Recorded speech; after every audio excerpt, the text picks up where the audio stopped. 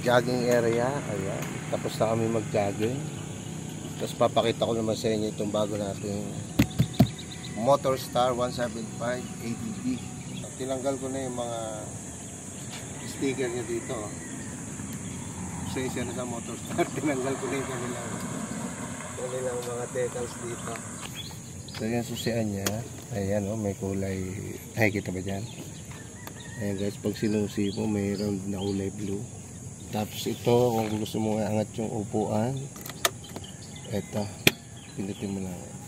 Ito guys yung pinaka-top. Ito guys yung ating pinaka-compartment niya. Kaso hindi kasya yung half face na helmet. Pero okay na rin. Para sa akin malaki na rin siya. Ayan guys. Ito kasi guys yung fuel tank natin.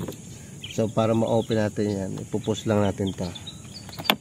Okay, ayan. Dito na siya kakarga ng gasolina.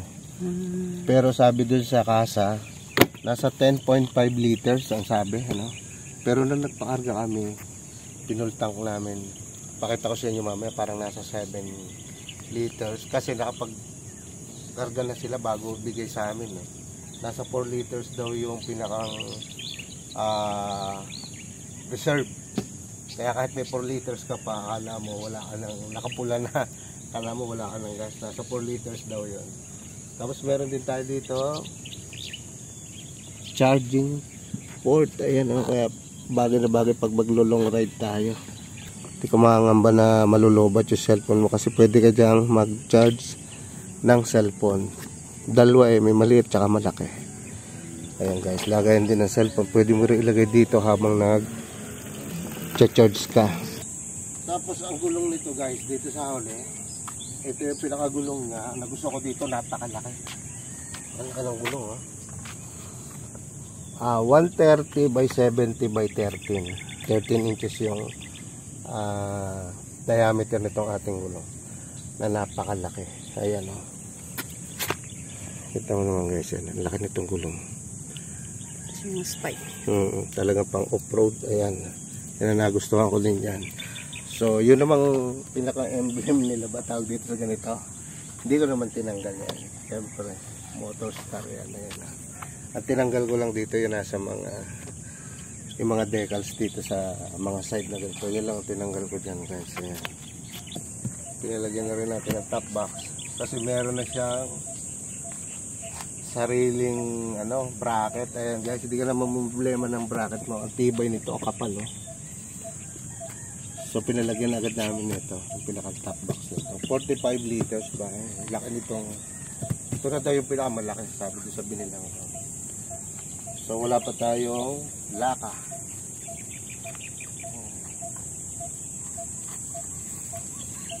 Saka yung pinaka-muffler niya guys. Diba? Astig. Ito, ang ganda na pinaka-muffler niya. Diba? Ang ganda niyan. So, yan lang guys. Tapos tingnan mo dito naman sa harap. Tingnan mo. Talagang, yan. Pag tinignan mo guys yung harap niya. Napaka-brusko. Diba? Tapos nilagyan natin ng sticker, syempre hindi mawawala. Lagi natin kasama yun sa pagbiyahe. Ayan. Sabi lang ni Yorme, God first. Sabi lang ni Yorme. So binili natin ito ng April 30, 2025. Ayan. So hindi natin makakalimutan yan. Andyan yung pecha ko kailan siya binili. Tanggal natin sa stand. Ang height ko kasi ay 5'5". Pero pag sumakay, yung nakita namin kaninang ADB na Honda, yung likod na ganito, mataas ito eh. Yung likod niya, ganito lang kataas eh. Mas mataas ito dun sa ADB ng Honda. Saka ako, yan. Eto na siya, tukod lang yung paa ko. Ayan sakto lang, ganyan. 5'5" ba yung height ko?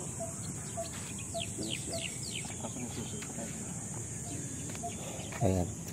Tapos na nagustuhan ko dito guys, ito indicator ba tawag dyan? Ayan Oh, di ba? Ang galing.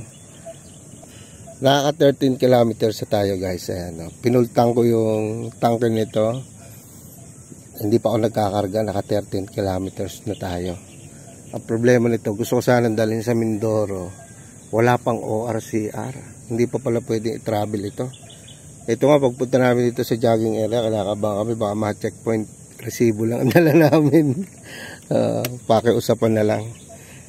Yan lang guys, ang ganda ng performance ito. Susubukan natin sa rough road mamaya. Dadak. Guys, hindi kaya sumabit? Nasabit? Tingin mo. Yung ilalim. Pag bumaba, oh.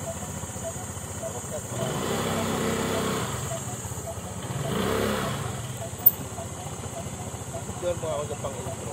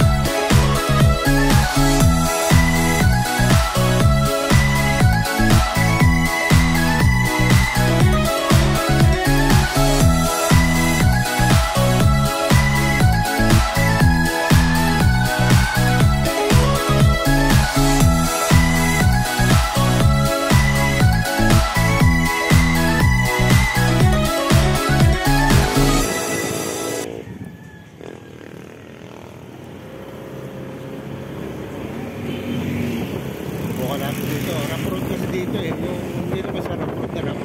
Diba? Nakasira yung taanan. Masubukan natin. Yung shock. Tumaan tayo eh. Para nakakotse lang tayo.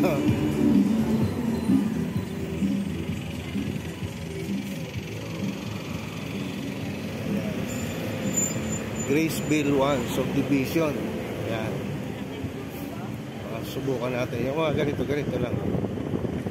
Ayan o.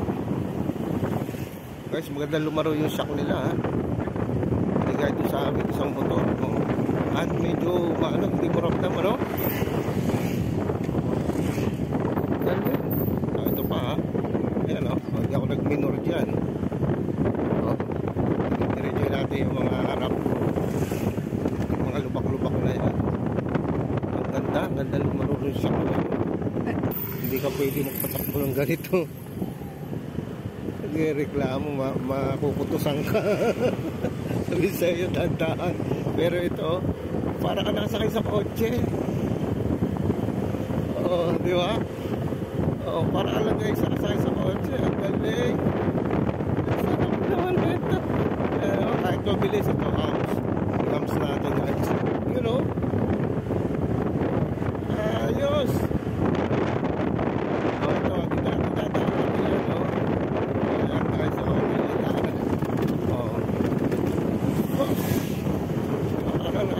Sa kotse. Oo. Ayan. Oo. Ang galing. Kung yung mini namin nanggal ang pakrate ko nito. Pero dito, ayos lang. Sulit ka dito guys sa motor na to. Galing. Oo.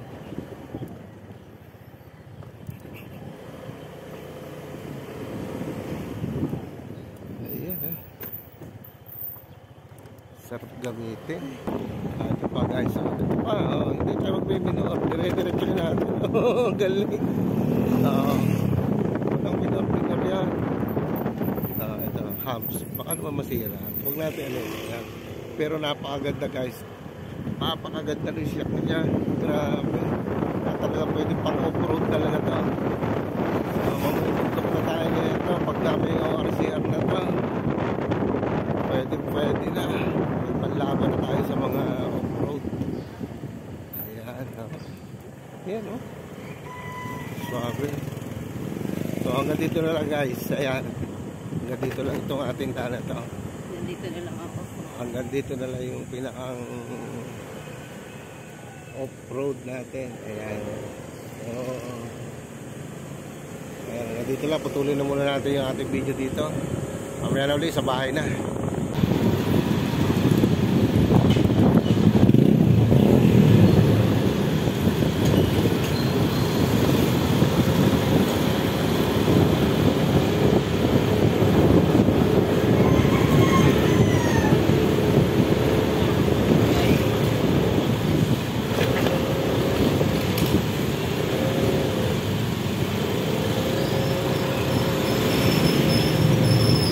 Ayos din kahit pahon. Ano, kahit mataas na, pero ayos lang. Kayang-kaya.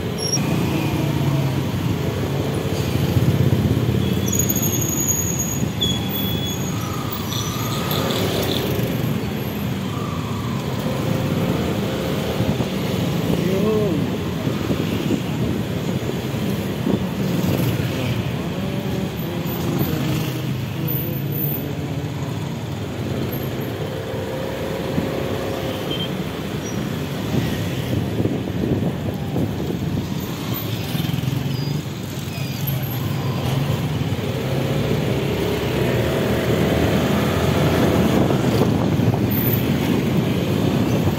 Parang mo-overtake yung mga tao.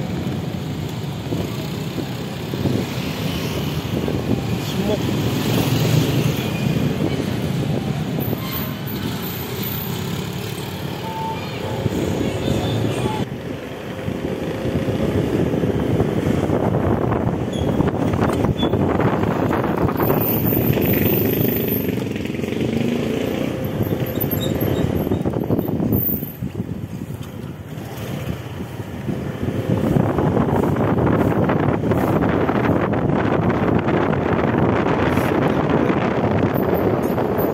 Gamitin.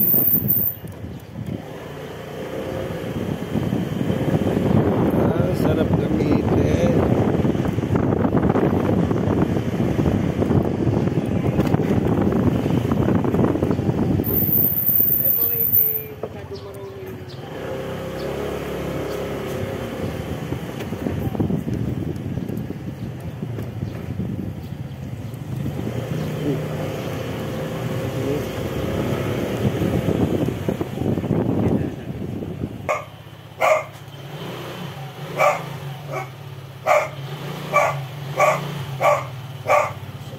Sobrang laki sa akin yung pagpasok.